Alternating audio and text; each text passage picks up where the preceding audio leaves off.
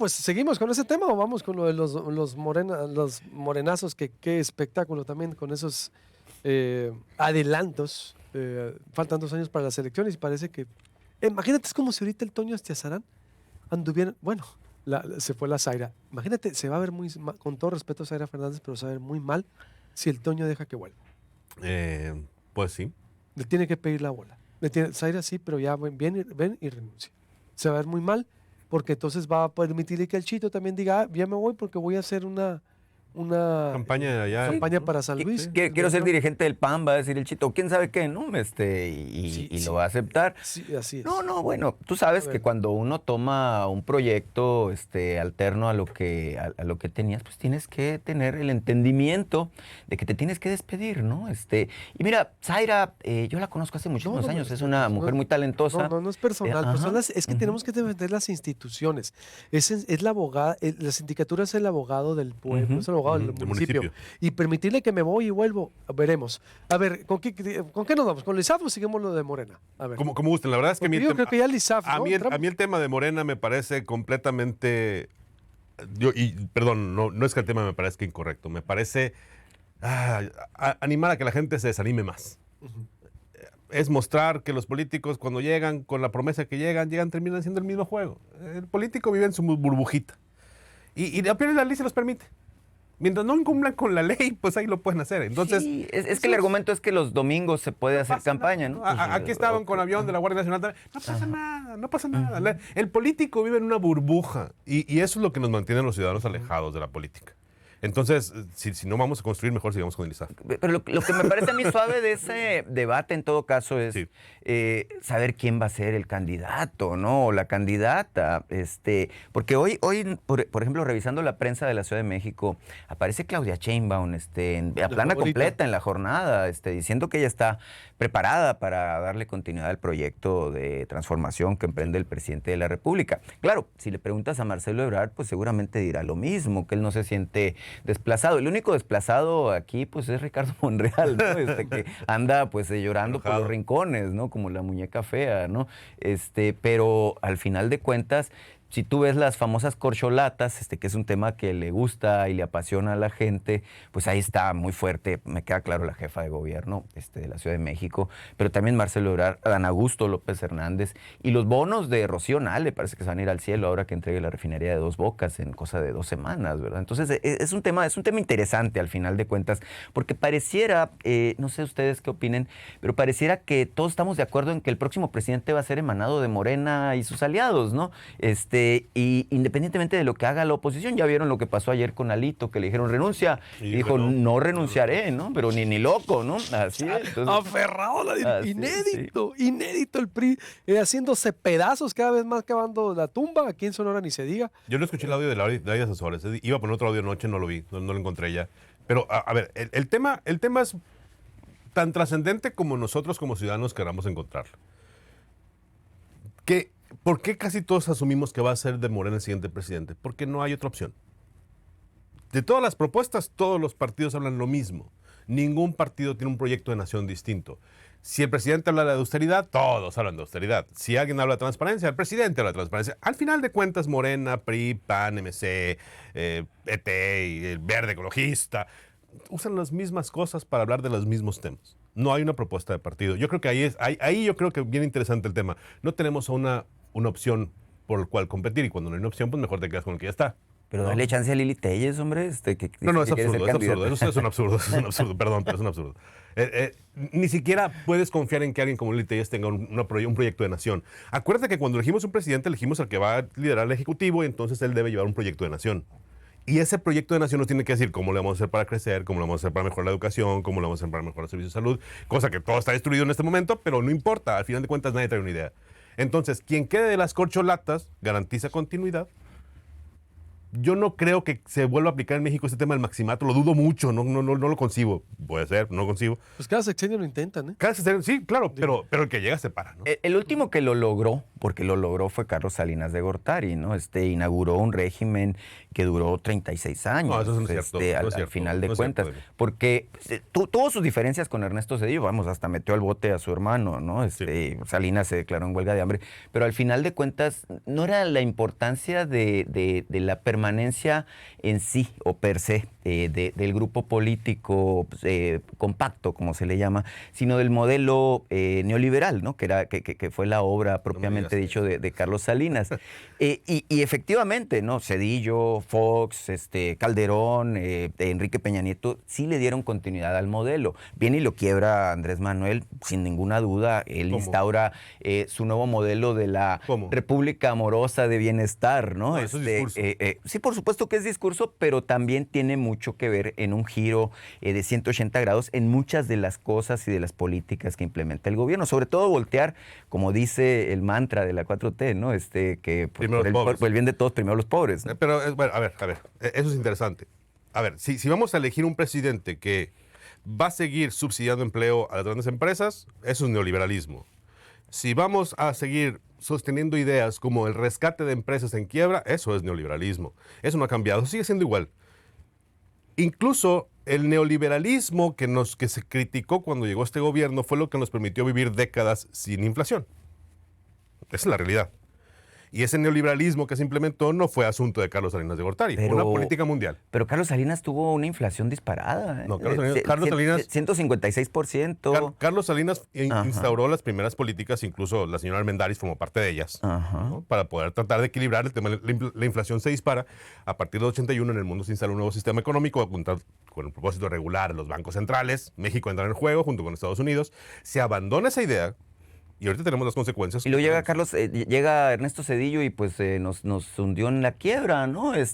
Otra vez con hiperinflación. El tema, Demian, y hay que ser muy honestos en este juego, el tema es que cuando los políticos no entienden cuál es el juego de la política y el rol de los mercados, terminan estropeando los mercados y la política económica. A Zedillo no entendió el plan de Salinas. Me queda clarísimo, eso es historia, está todo documentado.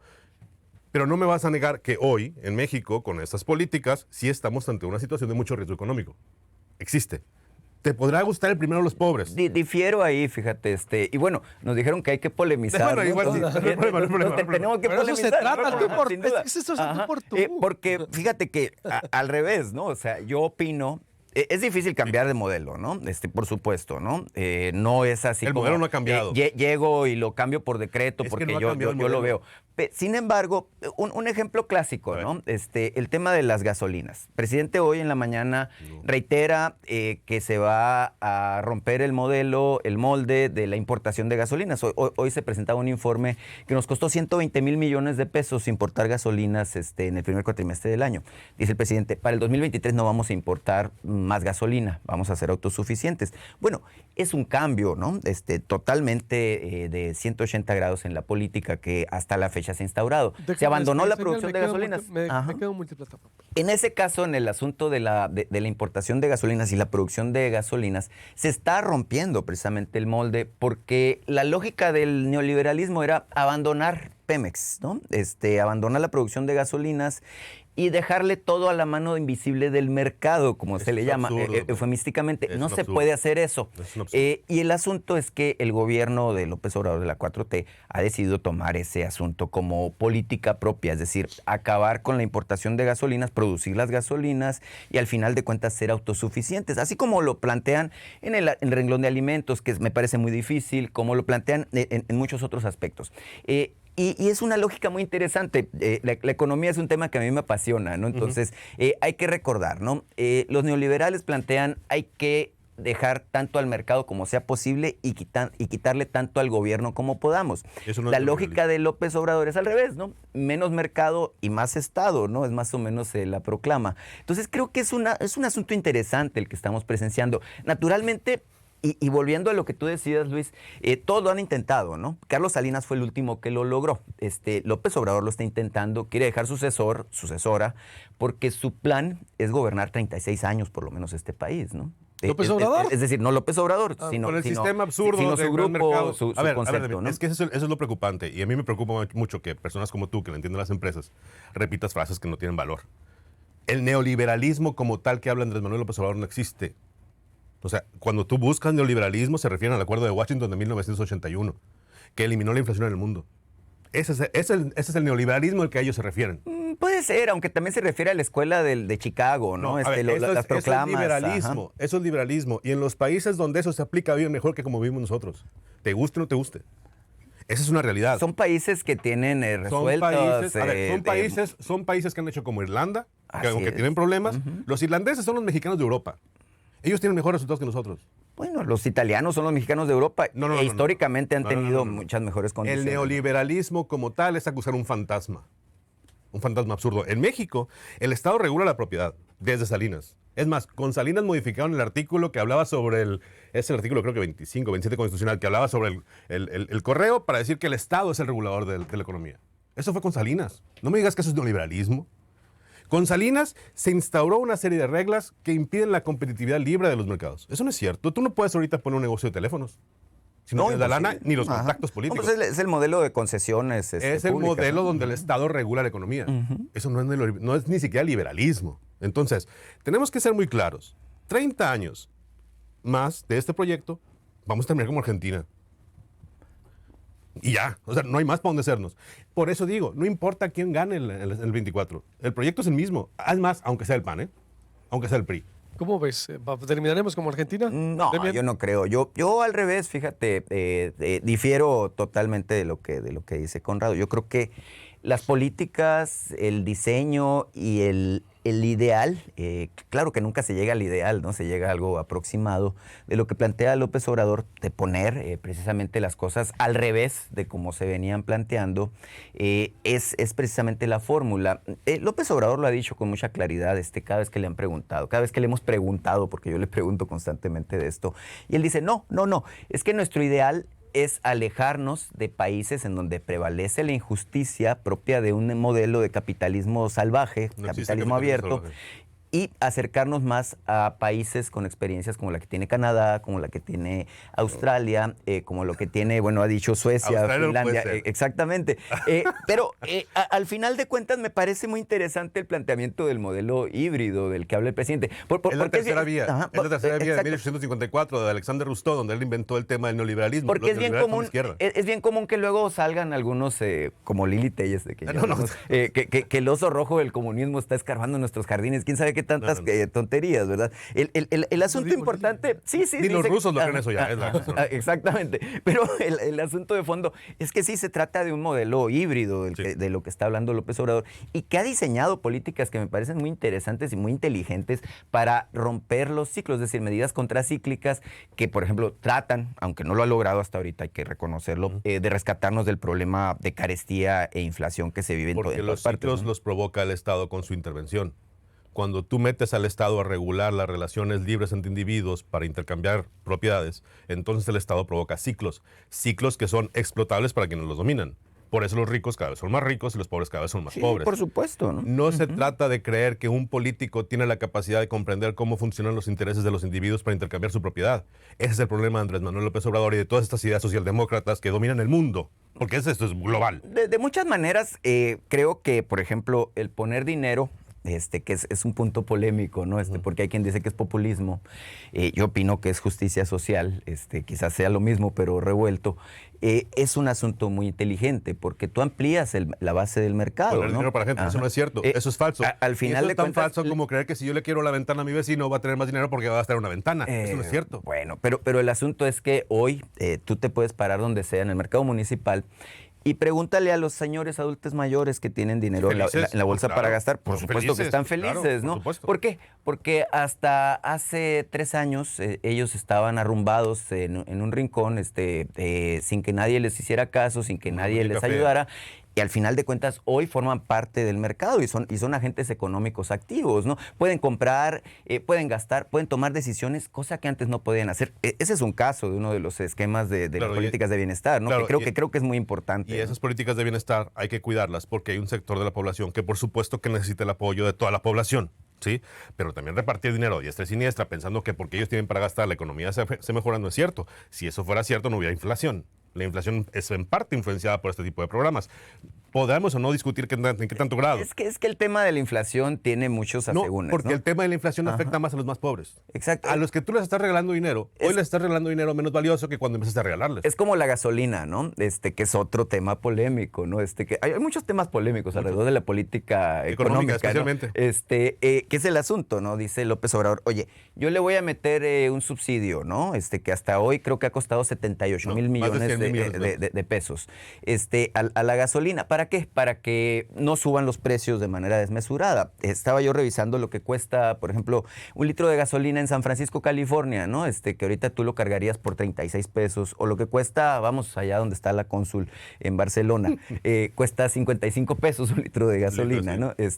Aquí en México, en Hermosillo, yo puedo cargar gasolina en 22 pesos el litro, ¿no? Pero es incorrecto. Estás alterando el mercado. Sí, por supuesto que se está alterando el mercado, pero es una medida... participación ajena de un tercero. Es una medida inteligente. Y nunca hay una disminución del consumo. Que parte, lo que hacen los precios, Demian, y tú como persona que te gusta la economía lo debes saber, lo que hacen los precios es mandar una señal para que la gente deje de consumir en exceso. Cuando tú disfrazas los precios, provocas que se mantenga el costo, por lo tanto, tarde o temprano, alguien paga los platos rotos. Pero has provocado un efecto interesante, ¿no? Es decir, hoy México tiene la gasolina más barata de prácticamente todo el continente. El único que tiene la gasolina más barata que nosotros es Venezuela, ¿no? Qué emocionante. Bueno, pero es falso. Entonces, ergo sería López Obrador nos está convirtiendo en Venezuela. Bueno, pues no tampoco, ¿no? No. A lo que voy es a esto. A ver, si tú estás de alguna forma disfrazando el precio y dejando de recibir más de 100 mil millones de pesos por disfrazar el precio de la gasolina, y al mismo tiempo sigues repartiendo dinero a través de tus programas sociales, y al mismo tiempo sigues haciendo inversiones multimillonarias, entonces alguien va a pagar en los platos rotos de eso, y no va a ser Andrés Manuel López Obrador ni cualquiera de las corcholatas, vamos a ser nosotros. Sin embargo, estamos recibiendo excedentes relacionados con la venta de petróleo crudo, ¿no? Entonces, eso permite equilibrar la balanza. Me gustaría ver los datos de eso. Sí, el dato... Sí, me gustaría ver que no lo tengo actualizado, pero hoy en día el tema de que tengamos precios de la mezcla mexicana de petróleo de $110 por barril nos permite, válgame, pues darnos ese lujo, ¿no? De contener la escalada en precios. El problema con la gasolina, con el gas LP y en menor medida, pero también incide con el gas natural, es que estos combustibles están al principio de prácticamente todas las cadenas de valor. Y el asunto es que en México, lamentablemente, casi todo se mueve sobre ruedas, ¿no? Todos los productos, todo lo que tú compras en el supermercado. Y entonces, en ese sentido, es bien importante encontrar medidas que te permitan contener esa escalada de precios. Si se dejara todo al mercado, de vuelta a la mano invisible del mercado, la verdad es que tendríamos un efecto mucho mayor en la inflación. Al corte, al cierre del mes de mayo, teníamos inflación del 7.65%. Si no se hubieran implementado estas políticas de contención, tendríamos inflación fácil del 12%, de acuerdo con... Bueno, sería la real. Totalmente. Estados Unidos tiene la inflación más alta en los últimos 40 años. Es que en el 82 tuvimos una crisis similar. Tienen 8.6% los gringos. Ahora, el asunto es, yo me acuerdo México, tengo suficiente edad para acordarme de eso, en el 82, teníamos inflación del 365%, ¿no? Entonces, yo digo, oye, qué bueno que López Obrador está utilizando los recursos públicos en contener la escalada de precios, porque de lo contrario nos pudiera estar cargando el tren, ¿no? El payaso. Ajá. Muy bien. Pues les agradezco mucho, gracias, como siempre, diálogo como cada miércoles. Ahora interesante ver la perspectiva y hacia dónde va encaminado, desde lo del ISAF, lo de López Obrador, la economía, sus visiones. Los candidatos. Las cocholatas. La Lili Telles, hasta de ella. Nos vemos el próximo miércoles. Con el favor de Dios. Gracias. Saludos. Gracias, Demian. Gracias, Demian.